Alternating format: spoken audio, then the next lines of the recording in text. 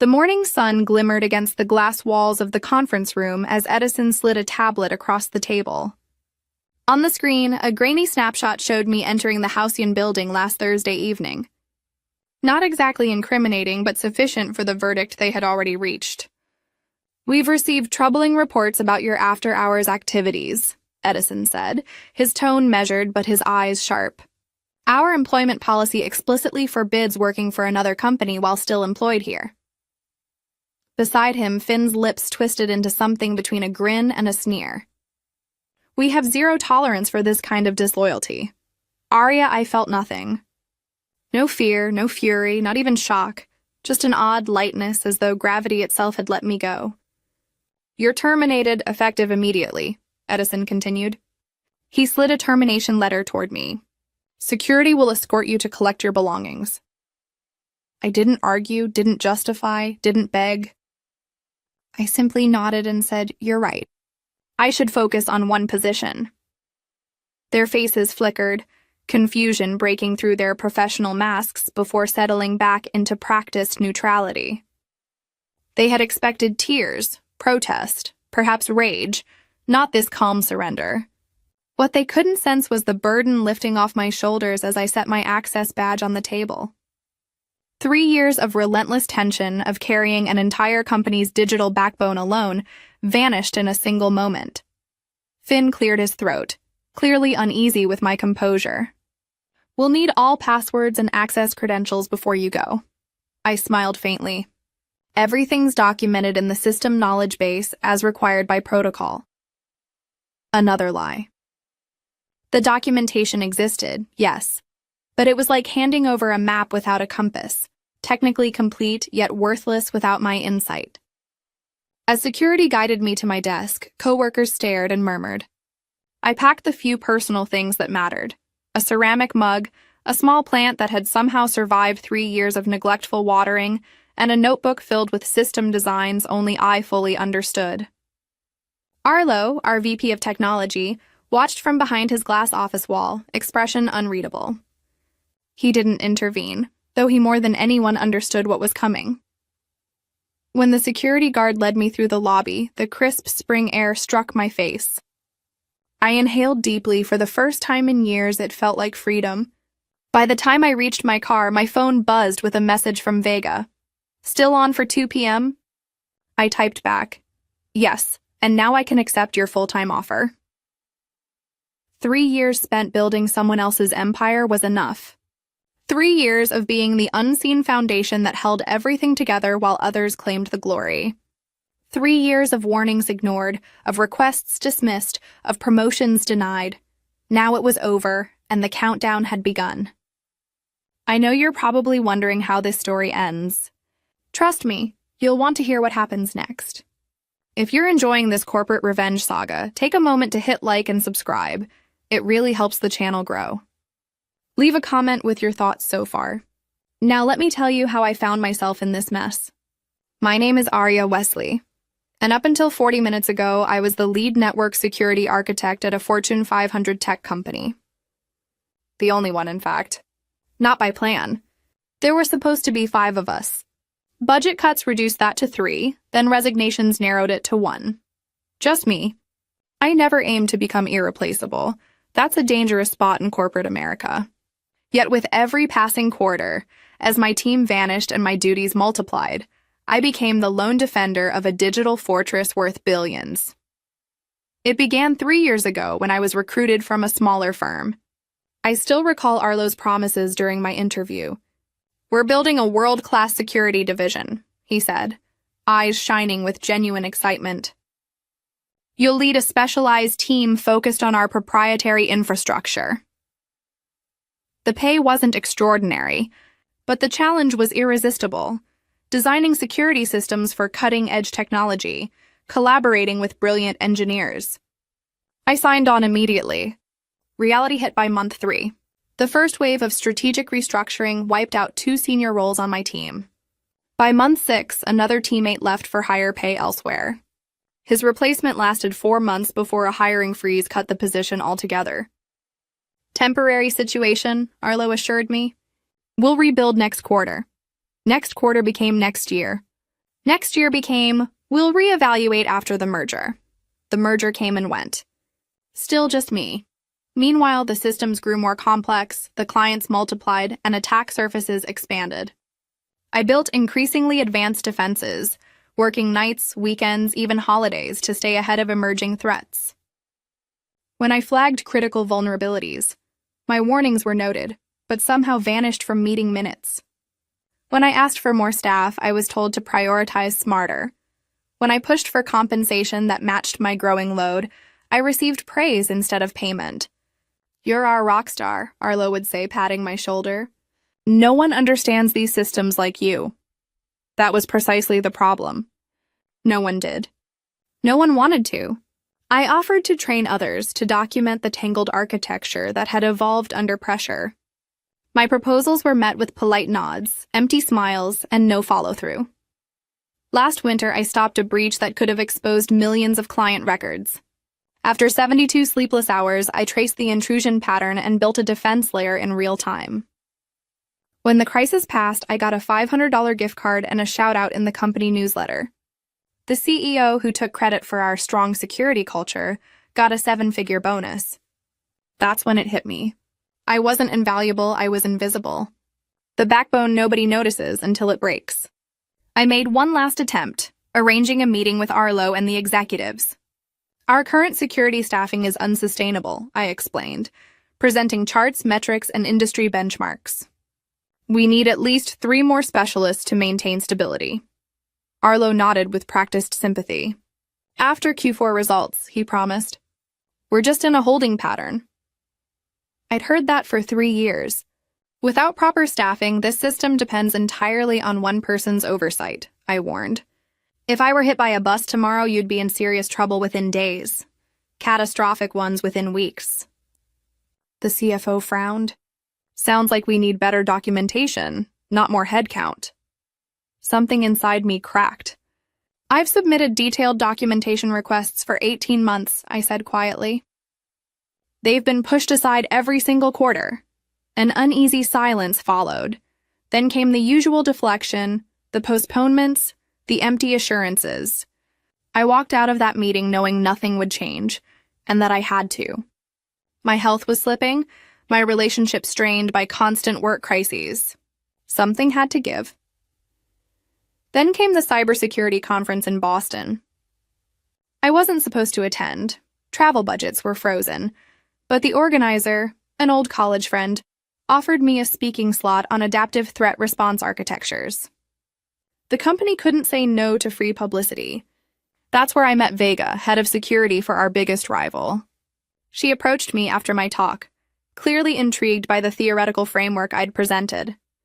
"The implementation must be fascinating," she said, her eyes bright with genuine curiosity. "I'd love to hear more about how you've applied these concepts." We spoke for hours, carefully steering clear of company specifics.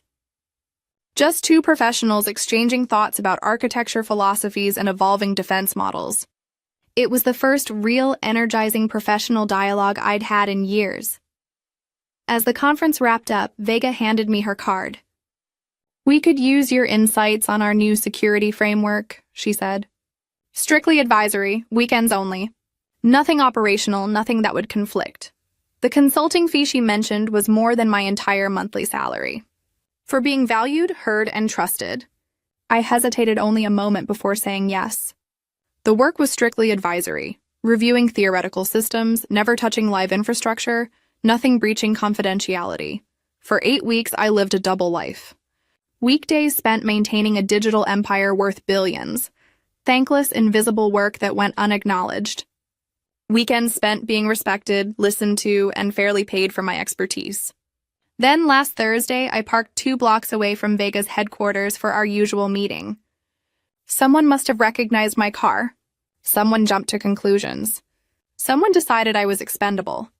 What they failed to grasp was that their entire network security framework depended on precise, recurring updates that only I knew how to execute. Updates I'd tried to teach others, but no one had the time or interest to learn. Updates that kept them from the very chain reaction of failures I'd been warning about for years. As the security guard walked me out of the building, my phone buzzed. A message from Vega. Advisory board approved full-time offer. Chief security architect. Triple your current pay. Team of 8. When can you start?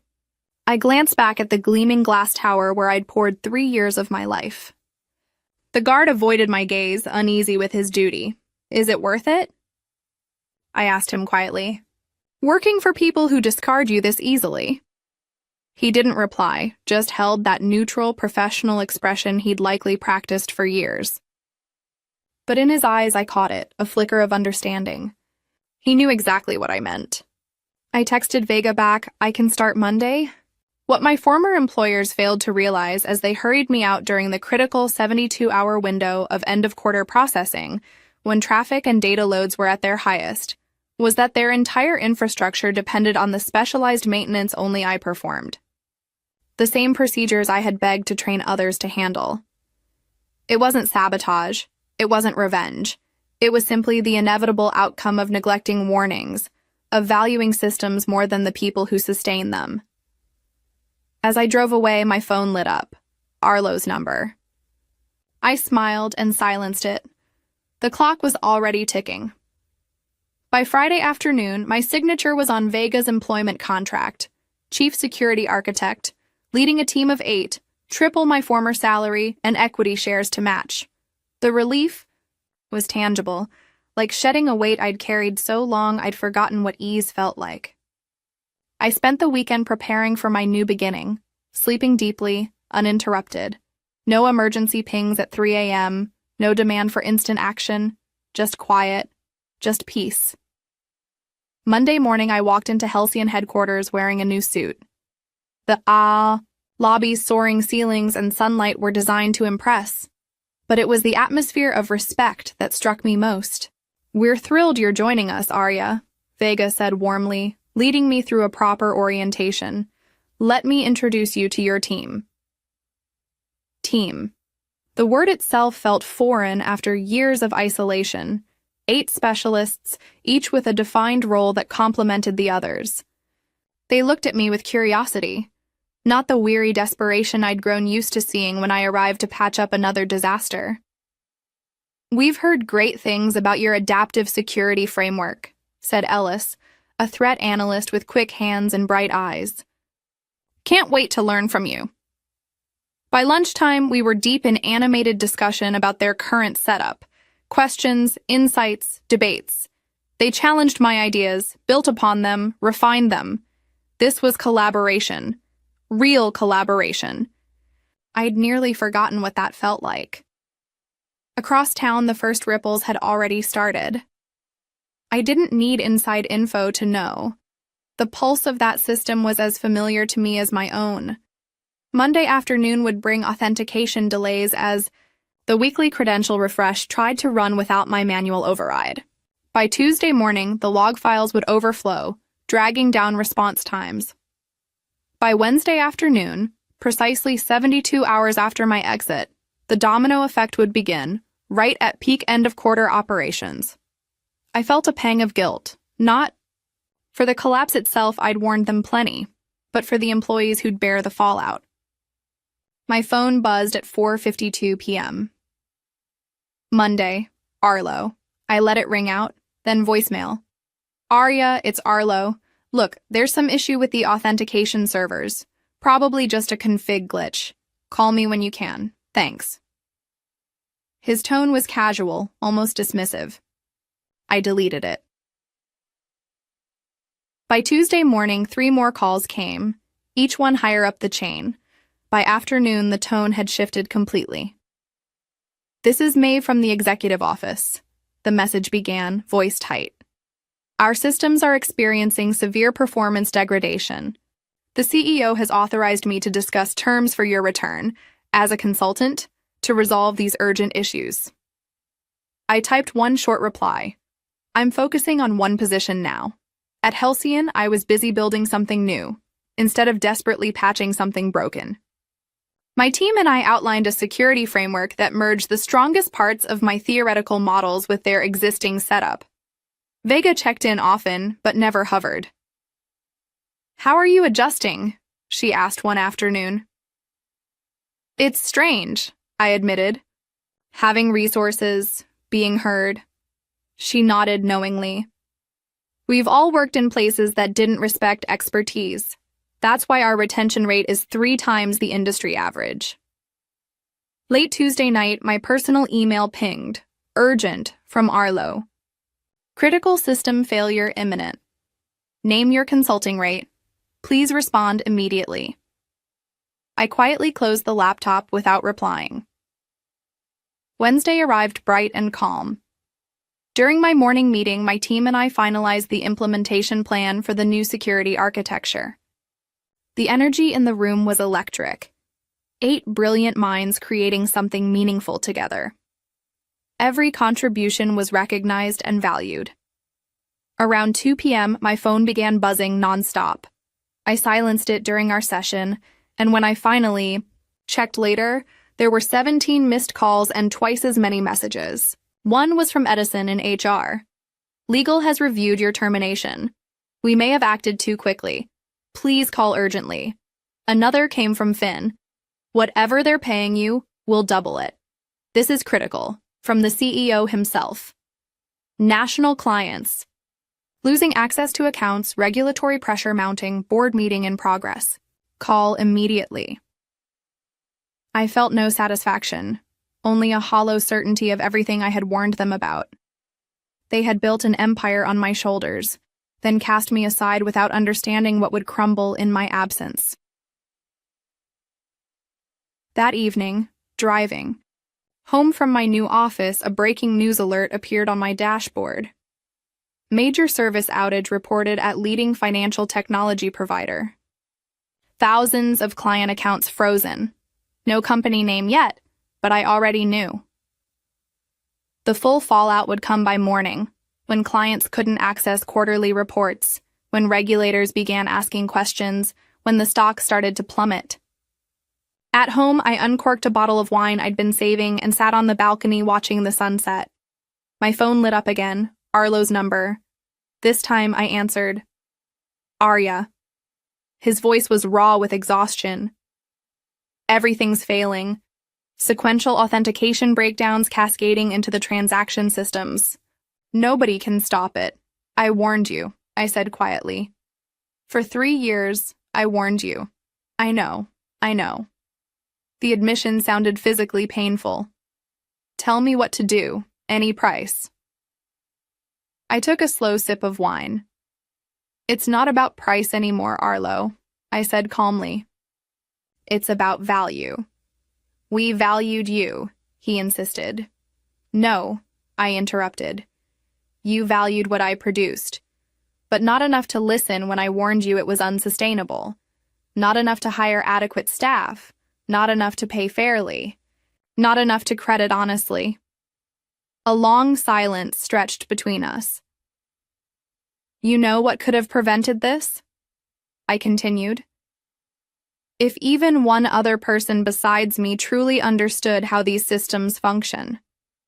If anyone had spent 5 minutes reading the warnings I included in every quarterly review. If anyone had listened when I said this exact disaster would happen the moment I left. His ragged breathing was the only sound on the line. The recovery procedure exists, I said finally. It's detailed in the disaster documentation I submitted last year. The documentation that was deprioritized because you're handling everything so well, Arya, he said bitterly. I ended the call and powered off my phone. Thursday morning, I arrived at Hyon to find Vega waiting in the lobby. Have you seen the news? She asked, holding out her tablet. The headline was blunt. Major tech failure erases billions in market value. Beneath it, a photo of my former company's headquarters. Their entire client database is locked, Vega said quietly. Transaction processing has been down for 16 hours straight. The stock's already dropped 40% since opening. I stared at the numbers, feeling strangely hollow. This wasn't satisfaction. It was waste. A waste of skill, of trust, of potential. All lost to the arrogance of people who'd never bear the heaviest fallout. They've been calling our executive office, Vega continued. trying to reach you through us for emergency help." "No," I said immediately. Her expression turned grim. "They're also threatening legal action, claiming you sabotaged their systems before leaving." My stomach tightened. "I didn't." "We know," she assured me. "Our legal team already reviewed your exit procedures and contract. You're clear. They're just desperate, searching for someone to blame."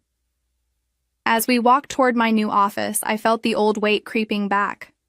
Not guilt, I had done nothing wrong, but the heavy truth that even now they refused accountability. My team was waiting, concern written across their faces. "Is it true?" Ellis asked. "About your former employer?" I nodded once. "Did you really build their entire security framework alone?" another teammate asked. "Not by choice," I said. "By necessity." A quiet understanding passed between us, the shared awareness of what it means to be the invisible foundation others stand on. "Well," Ellis said finally, "their failure is a lesson for us. Let's make sure our systems never rely on any single person. Not even you, Arya." The simplicity and wisdom in her words nearly brought tears to my eyes. This was real leadership, respecting expertise while ensuring resilience. We turned back to our work, weaving strength and redundancy into every layer of the new architecture. But as the morning stretched into afternoon, the headlines only worsened for my former employer. Regulators had launched an investigation, client defections were accelerating, and the stock had dropped another 15%. My phone, which I had finally turned back on, displayed 57 missed calls, the last from an unfamiliar number. The voicemail was from the board chair himself. "Miss Wesley, this is Terrence Walsh. The situation has become untenable. The board has removed several executives this morning, including Mr. Edison and Mr. Finn. We recognize the systemic failures that led to your departure. Please call me directly to discuss how we might move forward." I sat with the message for a long time, cursor hovering over the delete button. Part of me wanted to let them pay the full price for their decisions. Another part knew that innocent people, employees, clients, were suffering because of leadership's failures. At our afternoon meeting, Vega pulled me aside. Their CTO reached out directly. "Apparently, the board fired half the executive team this morning." "I heard," I said.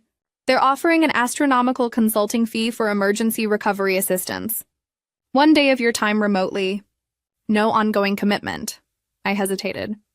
"What do you think?" Vega considered carefully. "Professionally, helping them doesn't harm us. Their reputation is already damaged beyond quick repair. Personally, it's your call. You don't owe them anything." As I walked back to my office, Ellis fell into step beside me. "You know," he said casually, "sometimes the most powerful message isn't letting someone fail completely. It's showing them exactly what they lost by watching you succeed elsewhere." I stopped walking. "What do you mean?" Ellis shrugged. "If you help them recover, they'll always know 2 things. That you could have prevented their disaster, and that you were gracious enough to help despite how they treated you. That knowledge changes organizations more than bankruptcy ever could." I mulled this over as I returned to my desk, where my team was already implementing the security architecture we had designed together. My finger hovered over Terrence Walsh's number. What would truly be revenge here? Letting their systems remain broken, risking collapse, or showing them exactly what they discarded? The answer became clear as I watched my new team collaborate. Each contribution acknowledged. Each voice heard. I pressed the call button. "Miss Wesley," Walsh's voice carried the strained politeness of someone unused to making such requests. "Thank you for returning my call." "Mr. Walsh," I replied evenly. "I understand your company is experiencing technical difficulties." A careful understatement. Based on industry reports flooding in, they were facing complete system collapse. Client data inaccessible, trading platforms frozen, regulatory violations mounting by the hour. Difficulties would be a massive understatement. Walsh admitted, "Our entire infrastructure has become essentially non-functional. The team cannot resolve the cascading authentication failures." I let silence fill the line, forcing him to continue. The board has reviewed your employment history and recent termination. It appears serious mistakes were made regarding your warnings and staffing requests. Yes, I said simply. There was more silence. In the background, I could hear raised voices, the chaos of a company in freefall. We're prepared to offer substantial compensation for your assistance in resolving this crisis. Name your figure.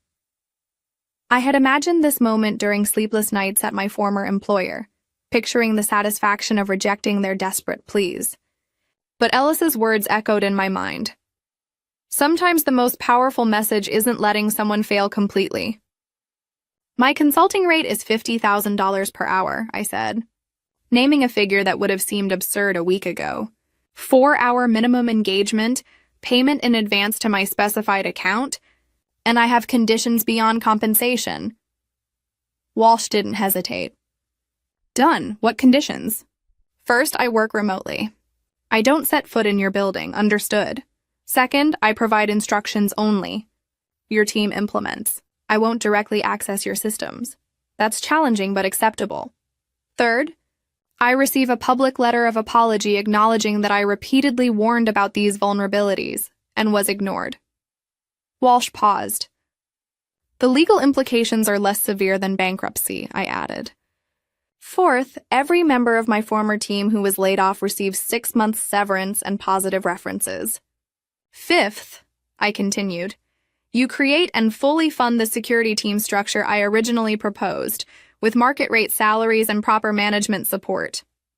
Silence stretched between us. These aren't just demands for my benefit, Mr. Walsh, I explained. Without these structural changes, you'll be right back here in 6 months when the next person burns out or leaves. I heard papers shuffling and muffled voices as he conferred with others.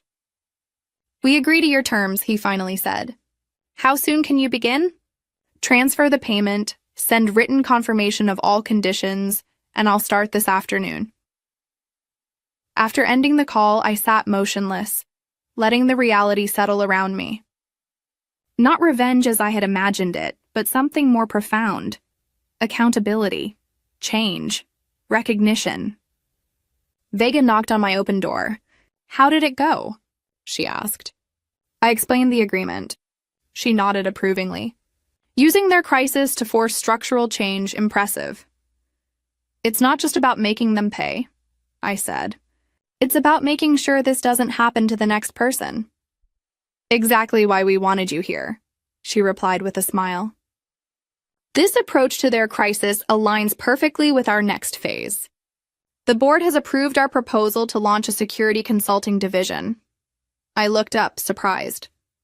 We've received 17 inquiries since news of their failure broke. Vega continued. Companies terrified they might have the same vulnerabilities. Who better to lead that division than someone who just proved how essential proper security architecture is? The pieces clicked into place. My experience wasn't just valuable here. It was transformative. Not just for me, but potentially for an entire industry that consistently undervalued the invisible infrastructure keeping it alive. I'd like you to present the concept at next week's leadership meeting, she added, handing me a proposed structure and staffing plan. After Vega left, I opened my laptop to prepare for the emergency consultation. Within minutes, my inbox pinged with the payment confirmation and a signed letter agreeing to all my conditions. I sent detailed recovery instructions to my former company's technical team, step-by-step procedures, to resolve the cascading authentication failure. The instructions I had actually documented months ago had been buried in unread reports. As expected, questions flooded back immediately. The team trying to implement my guidance lacked the contextual understanding of the systems they were attempting to save. For 4 hours, I guided them through the recovery, explaining not just what to do, but why each step mattered, teaching what should have been taught long ago. Midway through, Arlo joined the video call, his eyes hollow from sleepless nights. Arya, he began. This isn't the time, I interrupted. Let's focus on recovery. By evening, their systems were stabilizing. Authentication flows were restored. Transaction processing was resuming, Too late to prevent significant damage to their reputation and stock price, but soon enough to avoid complete collapse. As our session ended, I delivered one final message to the assembled team. Every system you're working with has documented maintenance procedures and vulnerabilities I identified. Those documents exist in the folders that were deemed low priority for review. Read them, learn them, because building resilience isn't just about technology. It's about people understanding what they're responsible for. I closed the laptop and looked out my office window at the sunset painting the city gold. My phone buzzed with a text from Ellis. Team's heading out for drinks to celebrate the new architecture approval. You coming? For the first time in years, I had no alerts to monitor, no systems that would implode without my constant attention. I had colleagues, not dependents. Boundaries, not endless obligation. On my way, I replied. 1 month later, I stood in Hyun's largest conference room, presenting our new security consulting division to the executive team. Behind me, slides displayed the market opportunity created by my former employer's very public failure and our unique positioning to address it. Every company believes their technical systems are secure until proven otherwise, I explained. Our approach isn't just providing better technology. It's changing how organizations value and structure their security operations. The approval was unanimous. Within days, we began hiring, expanding my team to 20 specialists with diverse expertise. Our first clients were already lined up, companies terrified of suffering the same fate as my former employer. That afternoon, I received an unexpected email with the subject line, "Thank you," from Terrence Walsh. Miss Wesley, I wanted to personally update you on the changes implemented since your consultation. We've hired the full security team structure you recommended, including a chief security officer reporting directly to the board. Your public letter of acknowledgement ran in today's business section. Most importantly, we've instituted a complete review of all deprioritized documentation from technical staff across the organization, already uncovering critical insights that had been ignored. The cost of these lessons has been steep. Our market value remains 30% below pre-incident levels, and client trust will take years to rebuild. But the cultural change within the organization has been profound. Your impact extends far beyond the technical recovery you guided. If you're ever interested in returning, my door remains open. I closed the email without replying. There was nothing left to say. My answer was already evident in industry announcements about Hyun's new consulting division and my role leading it. 3 months after my termination, I returned to the same cybersecurity conference where I had first met Vega.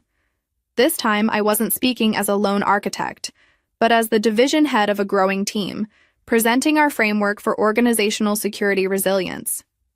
In the audience sat former colleagues, including Arlo and the new CISO they had finally hired.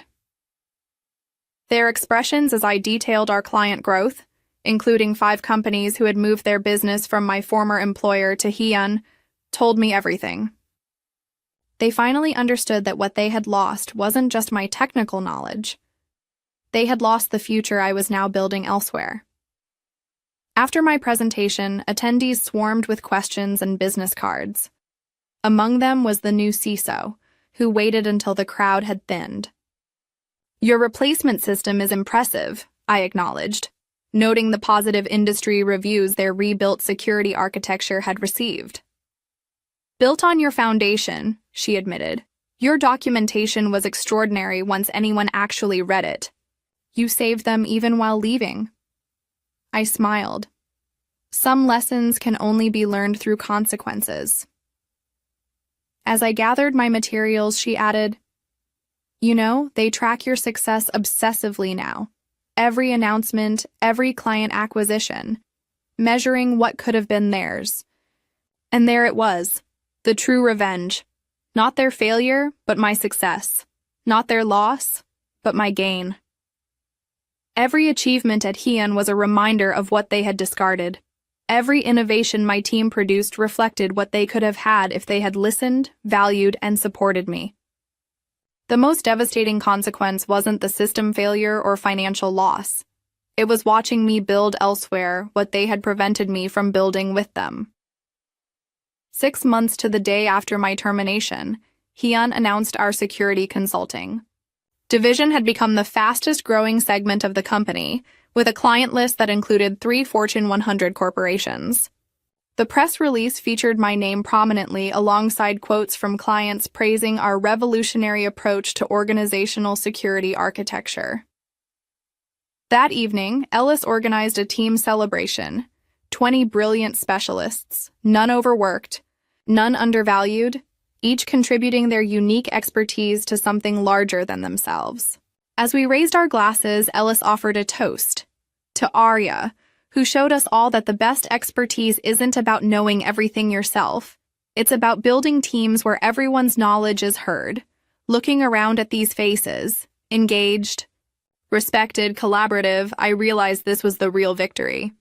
Not watching my former employer struggle, but creating an environment where talent could thrive, where warnings were heeded, where expertise was valued, and where no single person carried an impossible burden.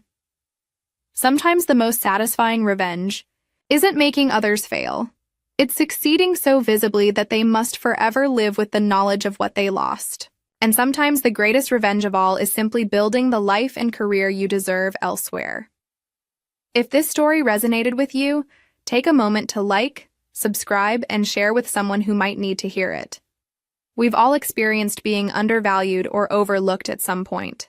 Maybe you're carrying an entire department on your shoulders right now, wondering if anyone notices. Remember, your worth isn't determined by those who fail to see it. The right environment is out there, one that values not just what you produce, but who you are. Drop a comment sharing your own workplace experience or how you found your professional home. Your story matters too. ChatGPT can make mistakes. Check important.